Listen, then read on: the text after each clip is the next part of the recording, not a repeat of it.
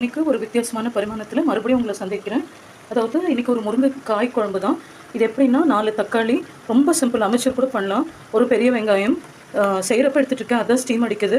4 தக்காளி, பெரிய வெங்காயம், பின்ன வரமிளகா, சீரகம், ஒரு 200 கிராம் மல்லித்தூள், அப்புறம் நல்லெண்ணெய், உப்பு, மஞ்சள் பொடி போட்டு வறுத்துடுறோம். கருவேப்பிலை இருக்குல்ல, இருந்தால் போட்டுக்கலாம். சீரகம் கொஞ்சம் தாராளமாகவே போட்டுக்கலாம். 4 முருங்கைக்காய் பிஞ்சாக இருக்கிறது வாங்கி இப்போ இதெல்லாம் ஒரு சேர கொதிச்சதுக்கப்புறம் லாஸ்ட்டாக பாலக்கீரை போட்டுருவேன். இப்போது ஃப்ரெண்ட்ஸ், அந்த கிரேவியோட ஒரு 10 பாலக்கீரை இலை நல்லா வாஷ் பண்ணி என் ஃப்ரெண்டு வீட்டில் விளைஞ்சது, அதையும் நம்ம போட்டுக்கிறோம். Okay, fresh leaves. குழம்பு கொதிச்சுட்ருக்குச்சு.